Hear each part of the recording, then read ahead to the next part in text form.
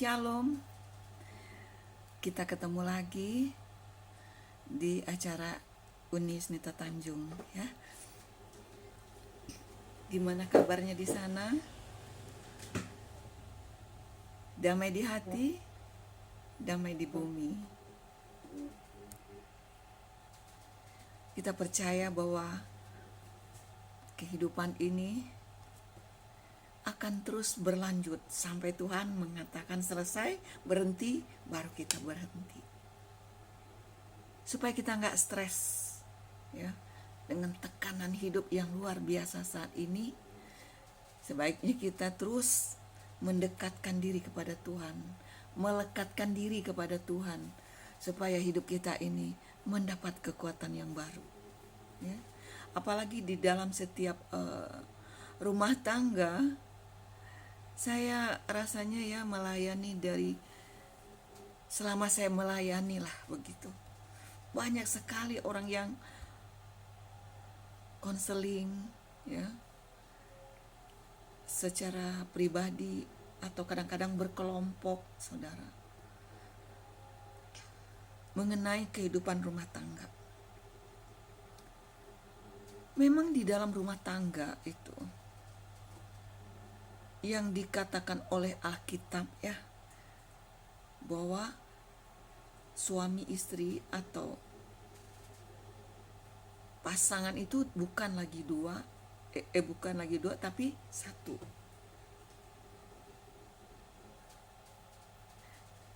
Itu tuntutan dari firman. Firman Tuhan menjelaskan begitu. Apa yang dipersatukan oleh Allah itu tidak boleh diceraikan oleh manusia. Sehingga pernikahan Kristen itu adalah pernikahan sebenarnya yang termulia.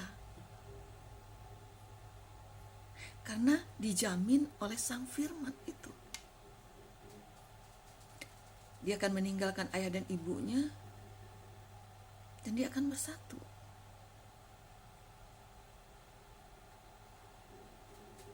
Nah, apakah benar pernikahan itu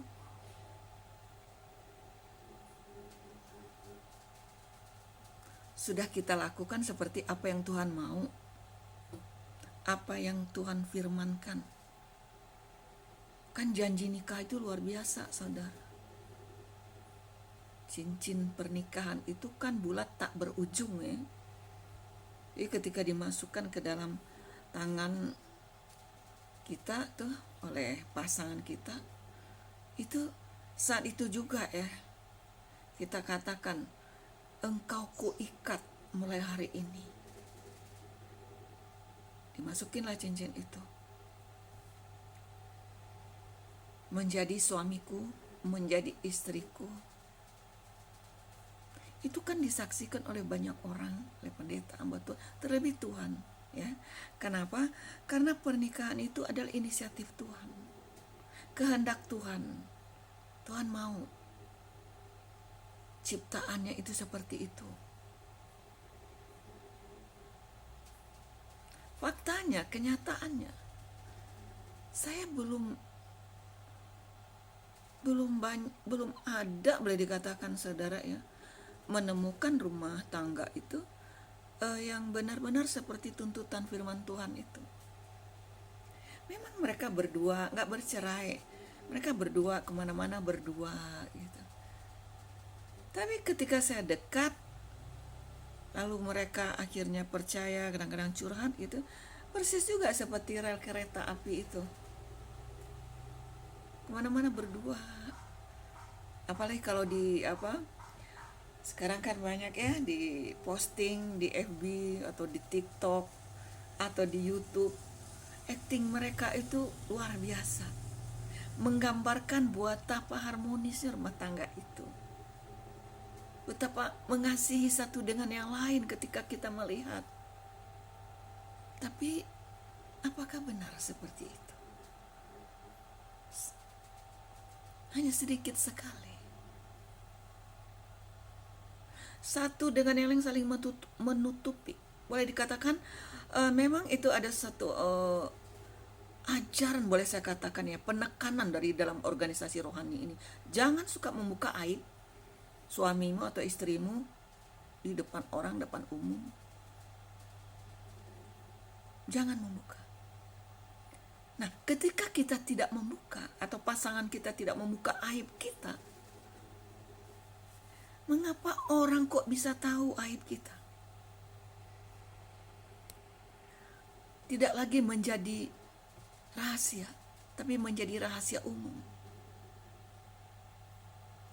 Tahukah saudara bahwa di sana itu iblis sedang menunggu peranan kita untuk menjadi orang yang munafik. Ketika dikasih tahu, suamimu tadi itu kan pergi sama si A, dia berselingkuh sama si B. Oh enggak, enak aja, jangan urus ya rumah tangga saya, urus saja diri kamu, suami saya itu begini dan begitu, tanpa kita cari tahu dulu ya, langsung kita tangkap, langsung kita goreng hari itu, menyalahkan yang menyampaikan. Ini terjadi di mana-mana saudara begitu. Istri kamu tadi, enggak, istri saya baik-baik, ya perempuan baik, apalagi dia melayani, pada orang lihat benar tuh.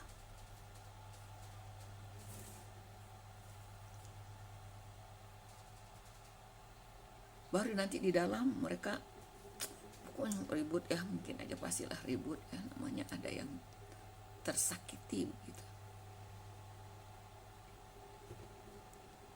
Tapi justru anehnya mereka tidak menyelesaikan tuntas. Misalnya saya kan, saya pelayan Tuhan, terus ketahuan nih, mungkin suami saya nggak tahu, anak saya nggak tahu, ada orang lain tahu saya ini berselingkuh. Lalu dari mulut bisik, akhirnya banyak orang yang tahu, dan akhirnya sampai ke kuping saya, umpama ya, kalau saya nih saya nggak berani tuh khotbah saudara, nggak akan berani saya. Ini Tuhan jadi saksi.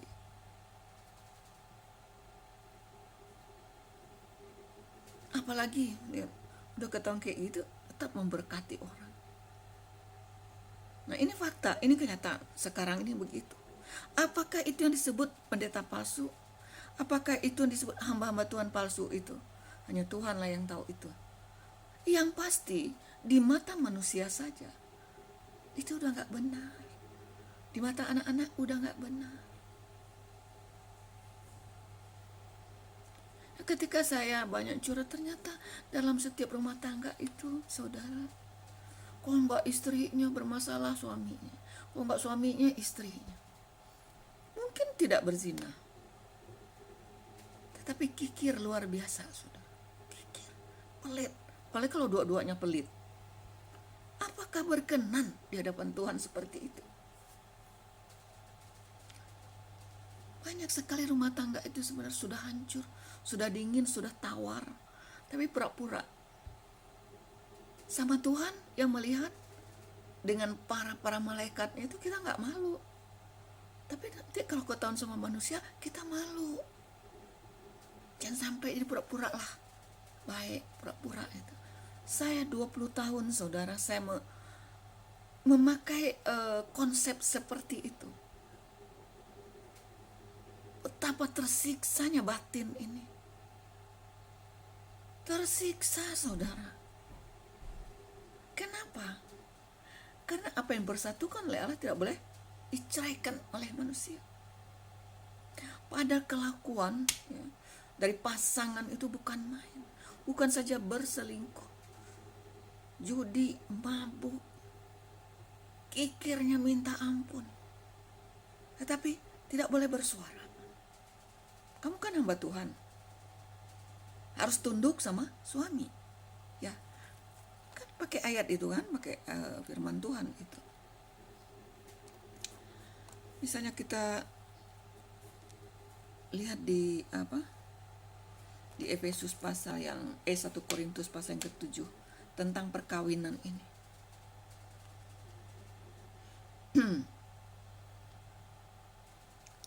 Dan sekarang tentang hal-hal yang kamu tuliskan kepada 1 Korintus pasal yang ke-7 itu ya saudara ya, kalau kita lihat.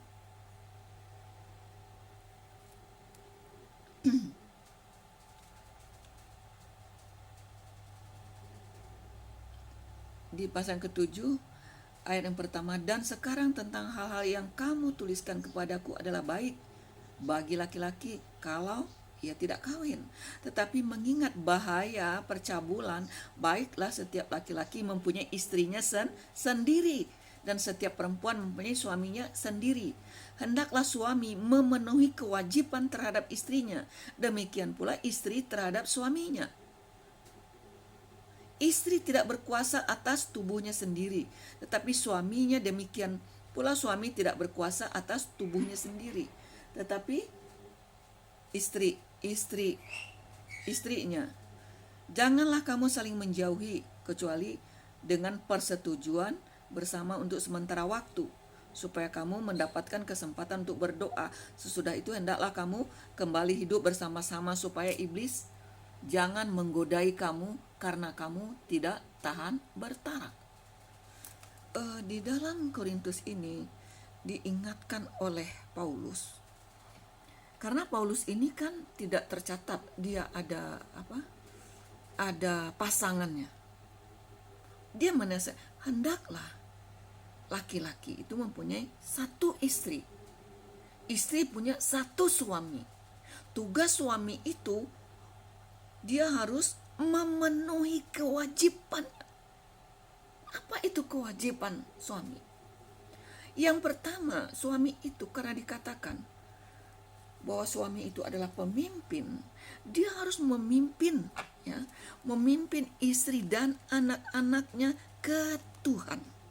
Secara rohani ya, dia harus memiliki satu sikap yang sungguh-sungguh membawa keluarganya ini ke Tuhan.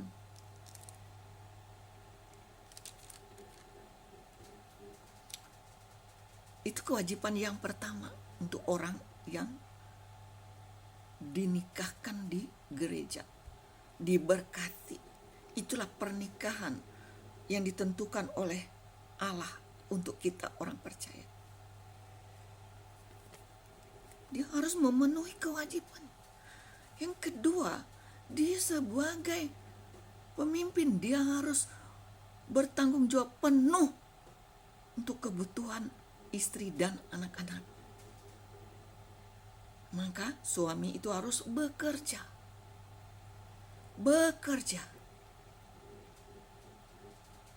Di dalam rumah tangga itu, suami bekerja, istri memenuhi kewajibannya untuk bertanggung jawab atas keluarganya yang di rumah.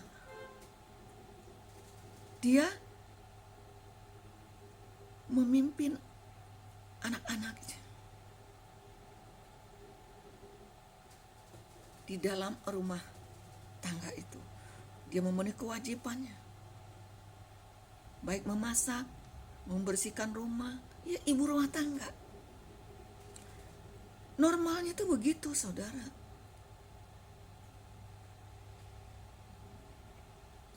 Maka firman itu hidup di dalam rumah tangga itu. Nah, mengatasnamakan emansipasi ya zaman sekarang ini, banyak sekali juga kita melihat bagaimana istri yang mencari nafkah. Nah, mungkin ketika istri mencari nafkah,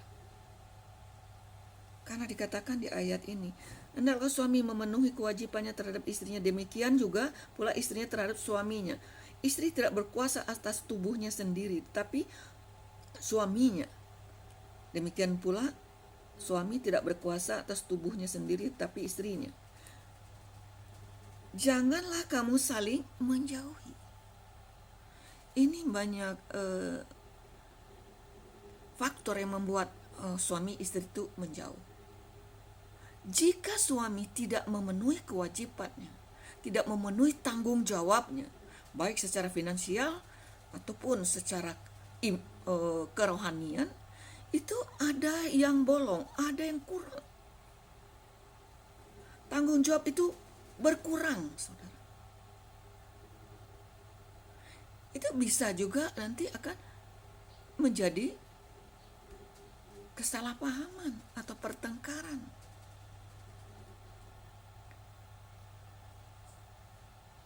Kalau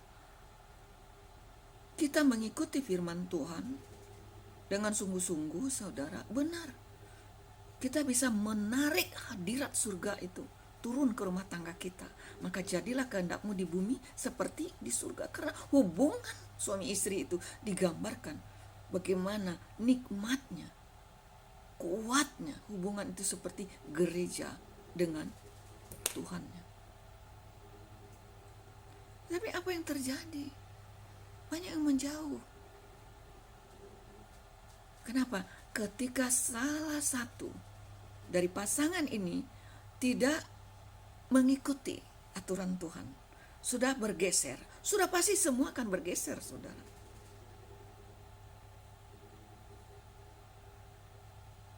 Yang mencari nafkah itu suami. Itu dari kitab Kejadian pasal 3 itu sudah digambarkan. Dengan jerih payahmu, dengan keringatmu kamu akan mencari nafkah.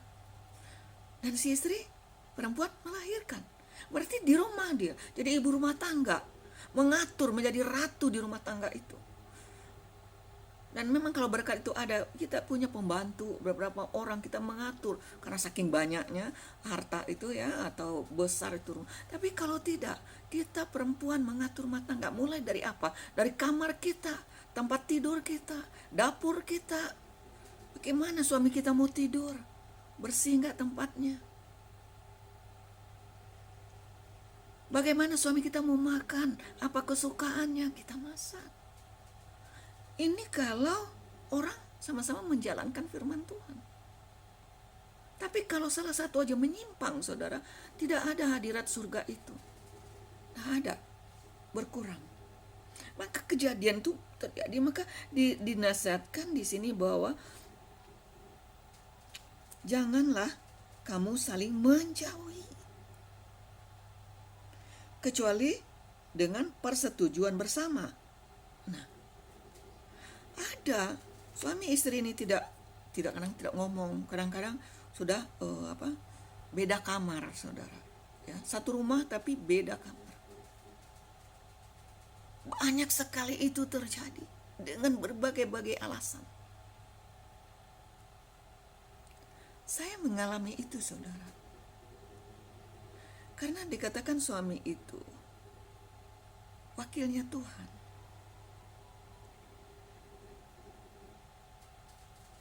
Jadi kita ini harus tundukkan ke suami itu. Ketika saya sebelum menjadi hamba Tuhan, saya tidak bisa tunduk-tunduk seperti itu aja, saudara. Saya menjadi ibu rumah tangga yang biasa-biasa aja. Artinya saya sulit mengampuni ketika suami saya itu berselingkuh, berzina dan ini. Berantem, berkelahi, ribut luar biasa, saudara. Tetapi ketika saya sudah mulai mempraktekkan firman Tuhan ini, saya harus belajar kepada Yesus Kristus tentang hidup sebagai wanita. Saya sebenarnya secara pribadi saya itu sudah kecewa dengan laki-laki ini, dengan ayah saya, dengan kakak laki-laki saya, dengan papa anak-anak saya. Tidak ada kedamaian itu. 13 tahun saya menikah itu saya bercerai. Anak-anak saya saya tetap di agama saya yang lama itu. Dengan hati yang penuh kepahitan saya, orang Kristen ini nggak benar, nggak benar. Lalu saya dengan yang lain tetap aja sama, saudara. Jadi dengan laki-laki itu saya sudah seperti nggak butuh lah, saya dendam, mungkin lebih kasarnya dendam, saudara. Hanya menyusahkan saya anggap, karena saya beranggapan bahwa itu sudah memenuhi tanggung jawab saya sebagai perempuan. Saya memasak, saya cari tahu nih apa kesukaannya, saya masak. Kadang-kadang kalau uang tuh nggak cukup, biar deh untuk dia aja makan. Pagi-pagi walaupun saya kontrak rumah kayak gimana gitu, sempitnya ambil air harus pakai timba begitu, saudara ya. Habis melahirkan pakai gurita, pakai korset begitu, saya harus nimba air, saya harus siapkan pagi itu sarapan. Saya beli kue kemana, saya siapkan itu. Rumah itu harus bersih, rapi, semua disetrika. Tetapi yang saya dapatkan pengkhianatan yang luar biasa, terus menerus bertahun-tahun.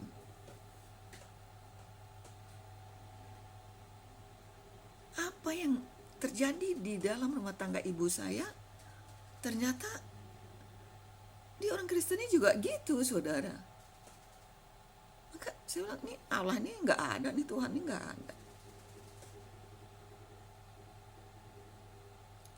Orang tidur habis menikah itu di kamar pengantin lah gitu ya, saya enggak tidur dipakai tikar aja, saudara. Tapi karena saya ingin mencari yang berbeda dari ayah saya itu, keluarga ayah saya kan hukum kasih kalau di Kristen. Ternyata itu 13 tahun saya nggak dapatkan. Yang dapat hanya kehancuran demi kehancuran. Sebelum hancur semuanya, karena dendam saya udah sampai ke ubun-ubun saya bercerai saja. Saya ingin mencari yang lain. Saya ingin mencari uang sebanyak-banyaknya. Saya ingin menjadi orang kaya. Udah kecewa, saya udah. Orang yang saya harapkan, di mana dia menjanjikan kebahagiaan dengan saya, udah tahu saya hancur-hancuran, berkhianat juga. Nggak jujur. Saya paling nggak suka dengan orang berdusta, saudara. Sepahit apapun kejujuran tuh bagi saya itu lebih mulia daripada menutupi. Dalam saya ingin membangun rumah tangga dari nol lagi, saudara. Tiba-tiba dia sudah punya keluarga, sudah punya anak. Sejak itu saya tidak mau mengenal laki-laki ini lagi. Kebencian saya terhadap laki-laki ini bertambah, saudara.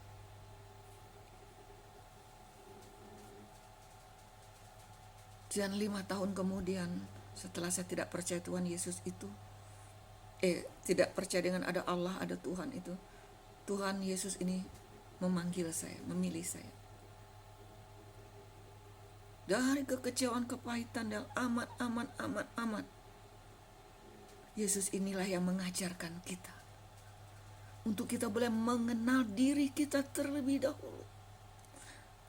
Benarkah kita ini orang beriman? Benarkah kita ini rindu ke surga? Kalau kau rindu ke surga, ini jalannya. Akulah jalan kebenaran dan hidup. Tidak seorang pun sampai kepada Bapa kalau tidak melalui aku. Saya harus belajar berjalan di jalan kebenaran itu. Seorang diri. Jadi, kenapa begitu? Kita harus membenahi kehidupan kita terlebih dahulu. Saya harus mencari sampai mendapat.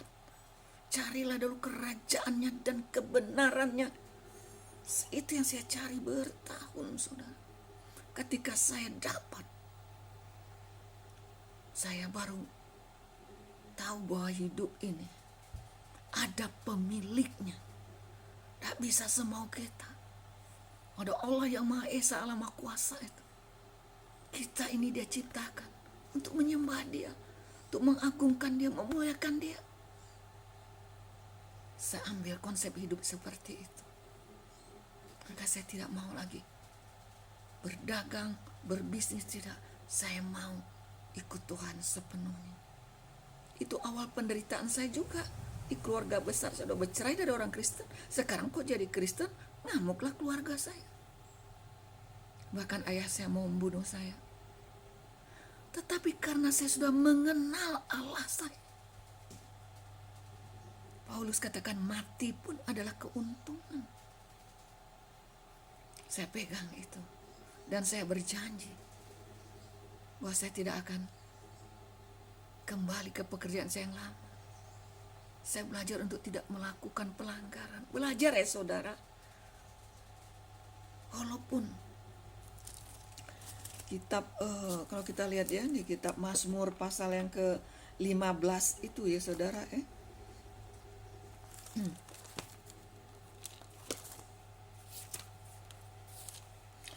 Dan menjadi murid Yesus itu tidak mudah, saudara. Tidak mudah. Karena di Mazmur pasal yang ke-15 judulnya siapa yang boleh datang kepada Tuhan? Siapa yang boleh? Ada syaratnya untuk orang datang kepada Tuhan itu. Ternyata begitu. Tidak bisa asal-asalan, saudara. Maka kok di agama saya yang lama itu, untuk mau sholat saya kita mesti wudhu, saudara. Ada syaratnya. Di Alkitab ini ternyata ada. Tuhan, siapa yang boleh menumpang dalam kemahmu? Siapa yang bisa tinggal di dalam firman itu? Siapa yang boleh diam di gunungmu yang kudus, di tempatmu yang kudus? Harus orang-orang kudus. Tidak boleh. Kalau tidak kudus, kudus itu arti memisahkan diri dari hal-hal yang tidak berkenan itu. Meninggalkan dosa-dosa itu. Yang selama ini mungkin menjadi pakaian kita. Kita justru dapat berkat, dapat rezeki dari kedosa itu. Dari menipu orang, dari berselingkuh, sikut menyikut, jatuh menjatuhkan. Yang penting gue berhasil. Kita nggak kudus, saudara. Nggak boleh itu ada di otak kita, saya nggak boleh di pikiran kita. Apalagi kita aplikasikan.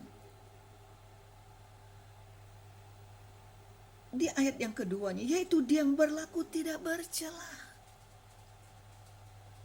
yang melakukan apa yang adil, dan yang mengatakan kebenaran dengan segenap hatinya.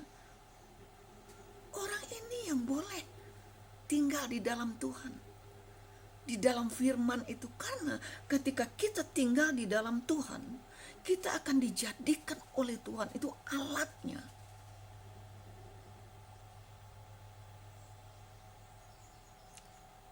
Kalau kita bekerja, standar pekerjaan kita itu tidak firman Tuhan, maka kita tidak layak disebut hamba Tuhan. Mungkin pendeta boleh ya saudara disebut pendeta palsu, tapi yang tidak menyebarkan fitnah dengan lidahnya. Memfitnah itu lebih kejam dari pembunuh, saudara. Mencari kesalahan orang, kan belum tahu kepastiannya kayak gimana. Dengar dulu. Kalau orang bertanya, kalau benar-benar kita tahu, enggak apa kita menjawab. Fitnah itu menceritakan yang tidak benar tentang orang itu dengan niat jahat. Itu nama memfitnah. supaya orang itu nggak dapat berkat, supaya orang itu nggak dapat pelayanan, supaya orang itu tidak mendapat kedudukan, supaya orang itu dagangnya nggak laku, supaya itu saudara pemfitnah nggak bisa tinggal di dalam Tuhan, nggak boleh, karena dia punya roh kenajisan. Yang tidak menyebarkan fitnah dengan lidahnya, yang tidak berbuat jahat terhadap temannya, dan yang tidak menimpakan cela kepada tetangganya, yang memandang hina orang yang tersingkir, tetapi memuliakan orang yang takut akan Tuhan, yang berpegang pada sumpah walaupun rugi. Saudara, di dalam rumah tangga, apakah syarat-syarat ini sudah kita lakukan? Atau hanya istri saja yang melakukan, suami tidak? Lalu bagaimana istri ini akan tunduk kepada suami? Ya kan? Kalau suami ini tunduk kepada Tuhan, wajiblah hukumnya istri tunduk kepada dia, karena sama-sama di jalan kebenaran. Tapi kalau dia di sebelah, karena ada jalan sebelah kan, jalan sebelah itu jalan kematian, di jalan kenajisan, selingkuh, tipu daya, ada tuh suamimu di situ atau istrimu di situ. Bagaimana suamimu mengasihimu? Mungkin dia sudah mengasihimu, dia ampuni kamu, atau istrimu mengampuni kamu dan mengasihi kamu, dan kamu berjanji akan tidak berbuat lagi. Tiba-tiba berbuat lagi terus. Atau sebaliknya, bisakah dikatakan dua itu menjadi satu, saudara? Dua tetaplah dua jadi. Jadi kalau saya berpikir, jangan kita menekankan dengan keras, tegas, tanpa hikmat Tuhan. Ampuni aja, tahu saudara, sakitnya ketika kita dikhianati dalam perselingkuhan. Sakit saudara.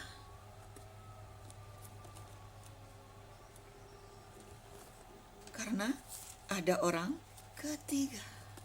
Bukan lagi dua jadi satu. 3 dipaksakan jadi satu, atau 4, 5 dipaksakan jadi satu. Nggak bisa saudara. Oleh sebab itu, pernikahan orang Kristen yang jarang saya dengar, bahkan hampir tidak ada, dikhotbahkan di mana-mana. Apa yang dipersatukan oleh Allah tidak bisa diceraikan oleh manusia kecuali maut, tetapi mereka tidak melanjutkan. Bahkan dikatakan di Matius 19 ayat 9, tetapi aku berkata kepadamu, barang siapa menceraikan istrinya kecuali karena zina. Bukan maut saja yang memisahkan, yang menceraikan saudara, tetapi zina, menceraikan pasangan itu. Karena janji pernikahan itu sudah gugur.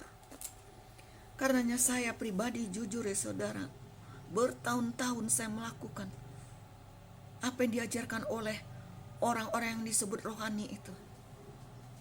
Boleh.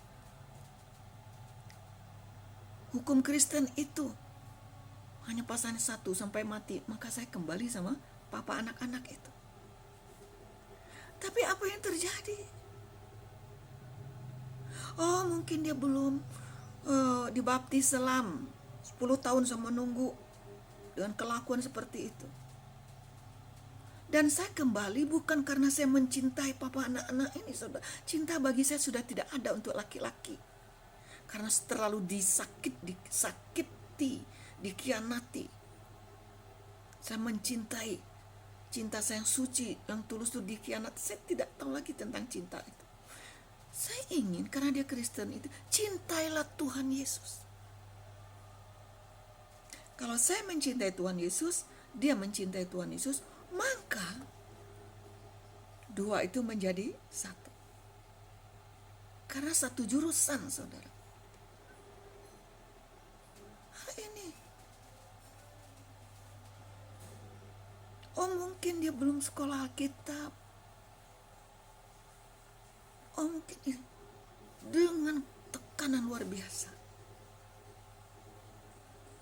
Nah, saya sebagai pelayan Tuhan, hamba Tuhan, saya tidak meninggalkan pekerjaan saya. Saya tidak mau. Oh, jadi cemoohan, saudara. Kan miskin saya. Betapa hinaan, cacian, makian itu harus saya terima dan saya nggak boleh ngelawan. Karena kan saya hamba Tuhan. Harus tunduk. Bertahun-tahun dia mau kemana, kerja kemana-mana, nggak usah tanya. Uang dia dapat, nggak usah tanya. Nggak boleh, ini cukup, nggak cukup segini. Kalau kurang, ntar ngutang di warung. Saya jalan itu berpuluh tahun, saudara. Dengan satu harapan, dia mencintai Tuhan saya itu.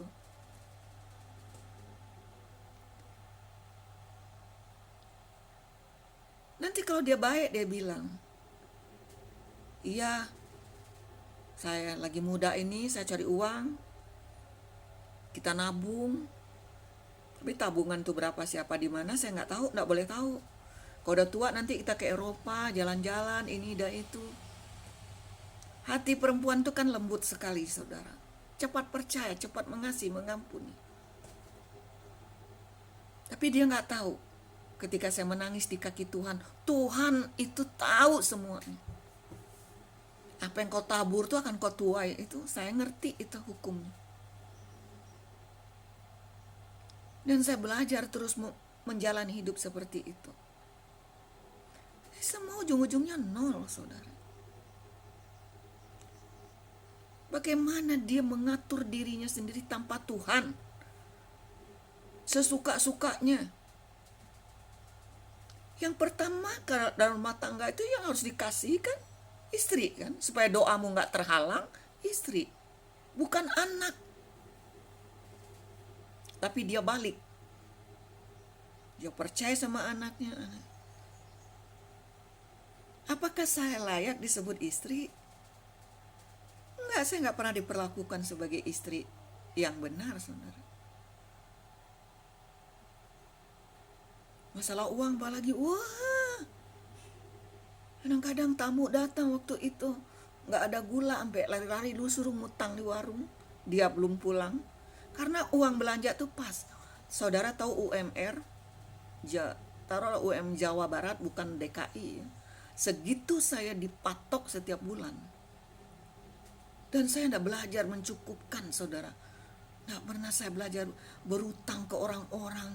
Duit kurang ini, ngeluh kesah sama dia. Enggak. Nah, pernikahan ya bagaimana itu? Setelah 20 tahun saya diperlakukan seperti itu. Saya gali, saya bahaslah tentang kecuali karena zina. Zina inilah satu-satunya yang mungkin sudah tidak ada lagi jalan keluarnya dalam rumah tangga itu. Tersiksa lahir dan batin berpuluh tahun. Boleh nih bercerai nih, boleh. Tapi dikatakan di Alkitab ini, kecuali karena zina lalu, tetapi aku berkata kepadamu, barang siapa menceraikan istrinya, kecuali karena zina ya. Kalau suami itu berzina, otomatis tuh udah cerai itu, saudara. Udah cerai di hadapan Tuhan. Secara hukum negara mungkin belum ya. Tapi sudah mengingkari janji pernikahan tuh di hadapan Tuhan. Dengan sendirinya secara rohani sudah gugur itu. Dia tidak menghormati Tuhan lagi. Tetapi istri yang dia ceraikan itu tuh, tak boleh lagi nikah sama yang lain. Ini ibu-ibu ya, kalau ada suamimu selingkuh itu katanya nggak ada obatnya, sampai dia mati, saudara. Berarti secara rohani itu lebih bagus hidupmu kamu wakafkan ke Tuhan, kembali ke Tuhan. Hidup saja sendiri bersama dengan Tuhan. Maka Tuhan akan menjamin. Ini sudah akhir zaman. Di Perjanjian Baru kita lihat ya contoh ya, seperti Abigail dan suaminya. Nabal yang tidak melakukan perintah Tuhan, yang tidak mengenal Tuhan dengan benar. Tetapi Abigail mengenal Allah dengan benar. Abigail bertindak sendiri tanpa persetujuan suaminya. Dia melayani pekerjaan Tuhan. Dia melayani. Dia tidak pergi. Ketika suaminya berselingkuh, berzina, dia tidak pergi ke laki-laki lain. Kalau istrimu berzina, pergilah kau ke Tuhan. Duduk di kaki Tuhan. Kalau istrimu akhir berzina, akhirnya udah deh, cerai aja enggak apa-apa, tapi kau tetap bersama Tuhan.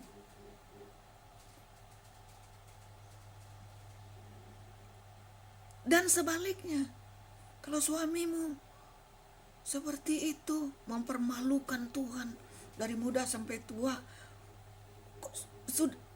sudah nggak dihargai. Masa kita mau tunduk sama orang seperti itu? Nggak berharga kita. Tuhan mengatakan kita bagaikan biji mata Tuhan. Saya akhirnya mengambil keputusan, sudah, udah pisah aja kita. Oh pisah, udah, terserah kamu. Jadi ngambek pergi pindah kamar. Akhirnya saya bawa semua barang-barang ke kamar. Dah, mau nyuci sendiri. Saya udah capek jadi pembantu kamu juga. Sebenarnya saya ini jadi pembantu. Kalau kita nggak diperlakukan jadi istrinya ya, kita jadi pembantu nggak digaji kan saudara. Tetapi pekerjaan Tuhan, karena saya sudah mengambil keputusan untuk menjadi hamba Tuhan, anak Tuhan, yang sudah menjadi alatnya Tuhan. Lewat penderitaan saya, lewat tekanan seperti itu, saya tetap melayani. Dan saya bersyukur sekali, dari 5 saya bersaudara, bisa 4 keluarga itu terima Yesus. Dalam kondisi saya seperti ini nih.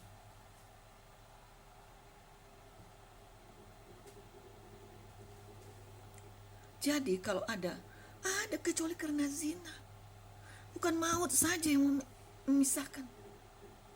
Zina itu adalah dosa yang paling egois. Dampak dari zina itu luas, saudara. Yang pasti istri sudah tersakiti. Anak-anak tersakiti. 2 keluarga tersakiti. Terlebih hatinya Tuhan. Tuhan bilang jangan berzina. Kau berzina. Terus kau melayani, kau ngaku anak Tuhan. Secara rohani, mungkin kita secara umum ya, secara pemerintah kita nggak urus surat cerai. Ada itu. Di salah satu gereja yang cukup besar pelayan Tuhan di situ. Lama kelamaan saya lihat nasibnya sama saya tuh nggak berbeda. Nggak berbeda. Lakinya itu luar biasa, pelayan Tuhan dua-duanya. Tetapi yang satu, hobinya itu berselingkuh luar biasa. Lama kelamaan, karena kami sudah dekat, dia bilang, dia udah gak tahan dengan kelakuan seperti itu. Saya pikir istrinya yang selingkuh, saudara. Karena suaminya bilang, saya udah gak tahan. Ternyata terbalik. Dia yang selingkuh. Selingkuh berkali-kali dimaafkan. Saya bilang ini udah gak benar ini. Gak benar ini. Mengkhianati pernikahan. Dan apa gak malu sama Tuhan? Gak takut sama Tuhan. Kan Tuhan melihat kamu berselingkuh itu. Akhirnya cerai saudara. Lalu istrinya tanya sama saya, "Bu, akhirnya ya gugat cerai." "Cerai aja," saya bilang. Memang sebenarnya kalian tuh dari dulu tuh udah cerai. Tapi kan malu dengan manusia kan, tutup-nutupi. Cerai yang penting kan nggak kamu minta cerai, diceraikan. Asal kamu tetap melayani Tuhan, kamu akan tetap menjadi teman saya. Kamu tetap melayani Tuhan. Karena ada di Alkitab. Anggaplah seolah-olah kita nggak punya pasangan. Ya, 1 Korintus pasal yang ke-7 itu ada itu saudara ya. Karena ini sudah akhir zaman, kita hidup untuk Tuhan. Karena kalau kita menikah lagi, banyak juga kan yang mau sama kita. Kita penyebar dosa lagi. Kita berzina lagi. Kata Tuhan, tidak boleh. Jadi, saya katakan cerai saja. Akhirnya sudah. Taulah gerejanya itu saudara. Gereja cukup besar. Wah, kan. Langsung dia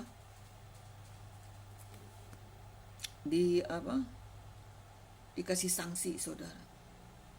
Nggak boleh melayani. Saya heran gembalanya. Nggak tahu nasib jemaat. Diskors. Boleh lagi pegang mic diambil. Nggak ditanya masalahnya. Saudara, kalau saudara tahu sakitnya. Kita dikhianati untuk sekian kali itu. Sakit saudara. Katakan 2 kan jadi 1. Terus dibelek saudara. Kalau yang nggak waras ini nggak sadar nih, yang berzina nih kan dia menerima upahnya kan, nikmat dia. Kita si istri. Jadi banyak orang, iya, tanyakan diri kenapa kok suaminya bisa sampai selingkuh. Pasti istrinya gini-gini. Bukan dirangkul saudara, tapi dihakimi dengan kejam.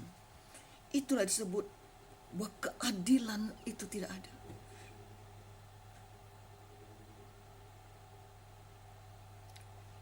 Dia ngadu sama saya, Bang. Di situ saya benar-benar orang walaupun pakai gelar panjang, tapi kalau dia tidak memiliki hikmat Tuhan, tidak memiliki hubungan yang jernih, yang mulus, harmonis dengan Tuhan, hatinya itu jahat, saudara.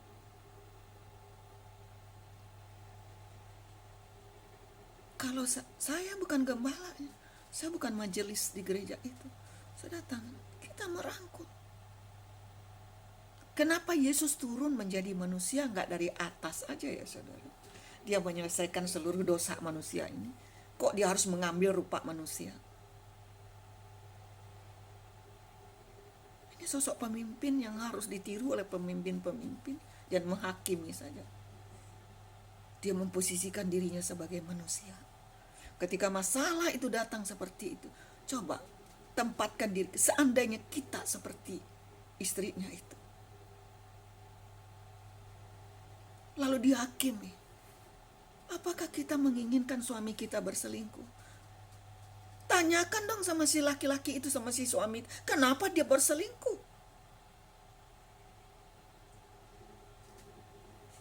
Kalau misalnya dia kecewa sama istrinya, apa nggak ada Tuhan yang mau nolong dia? Lari aja ke Tuhan. Enggak lari-lari ke perempuan kayak begitu kan?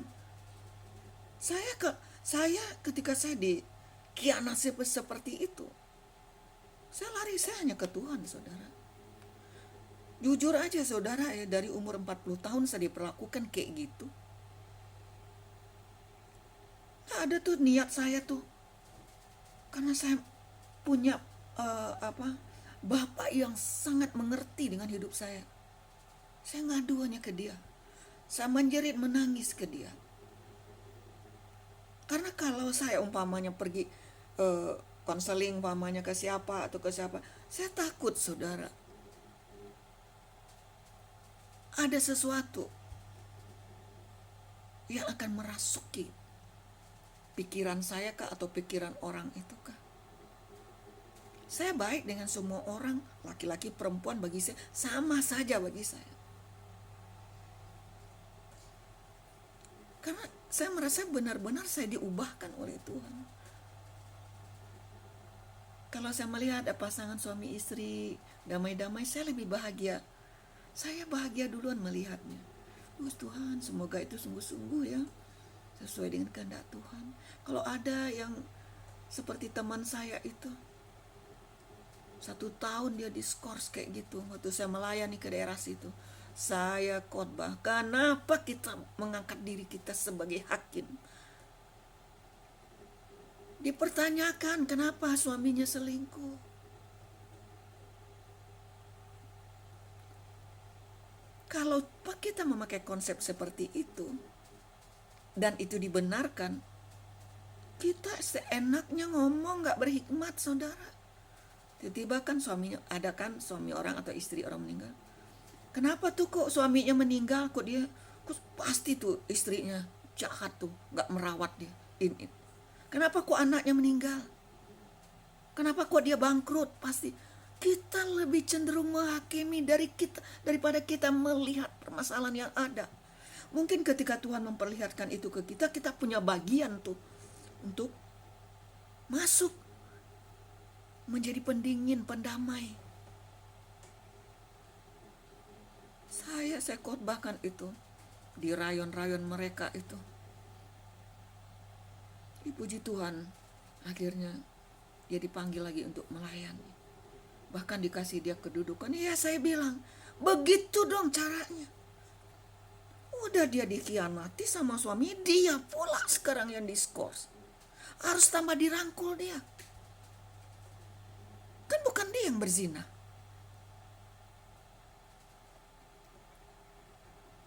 Maka kalau menyampaikan firman Tuhan itu lengkaplah, saudara.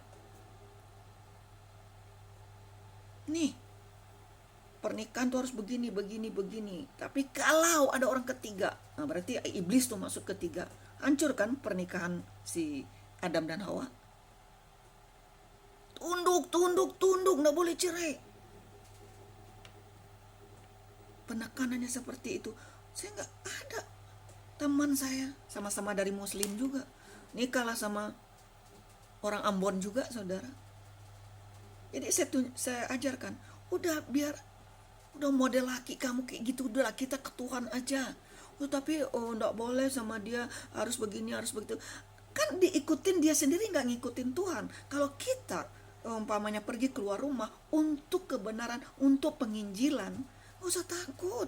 Saya ajak, nggak mau, malah dimusuhin saya, suaminya musuhin saya. Saya dengan mata kepala saya sendiri sampai hari ini saya melihat, saudara. Jadi gelandangan rohani yang dia tunduk setia sama suami yang dia puja-puja itu, mau musuhin saya, jauhin saya itu. Sakit sampai keranjang itu, saudara, sampai dia dilemparin sama kotoran-kotoran suaminya itu. Padahal dia merawat. Meninggal suaminya itu. Datang nangis-nangis ke saya gini. Masih juga gak sadar-sadar. Apa yang kau tabur itu kau tuai. Coba kau hidup aja untuk Tuhan dulu. Nah mungkin segembel ini hidupmu. Itu saya bilang begitu. Lalu dia bilang lagi, iya ya, kenapa ya? Ikut Yesus ini kok jadi melarat miskin kayak gini. Sejak itu dia beda-beda tipis sama saya, saudara, masuk Kristen ini. Saya jauhi dia sejauh-jauh. Inilah orang yang bengkok hatinya. Orang bengkok hati itu cenderungnya lebih dominan ke uang, hamba uang, saudara. Dia gak mau tunduk kepada Tuhan. Karena suaminya gak tunduk sama Tuhan. Dia ikutlah suaminya itu, mengandalkan suaminya, mengandalkan manusia itu. Miskin benar, udah penyakitan miskin, anak-anaknya gak ada yang benar. Jadi pernikahan Kristen ini, saudara, bukan tidak ada perceraian. Ada, kalau ada perzinahan di situ. Tapi siapa yang diceraikan itu, hiduplah bersama dengan Tuhan saja. Jadi terang, jadi garam Tuhan. Ya, kalau saudara bertanya, silakan komentar, saudara. Akan saya diskusikan. Saya ambil cara konsep seperti itu. Maka saya merdeka, saudara. Karena menurut ya orang-orang di dunia sendiri juga setelah diselidiki, orang berselingkuh itu nggak pernah taubat sampai mati. Itu sebabnya Tuhan bilang boleh. Jadi kalau diceraikan oleh penzina itu ya, Bapak, Ibu, hiduplah bersama dengan Tuhan. Dengan Tuhan Yesus saja. Hidup kita lebih merdeka, lebih damai. Tuhan Yesus memberkati. Tetap sekali Yesus, tetap Yesus.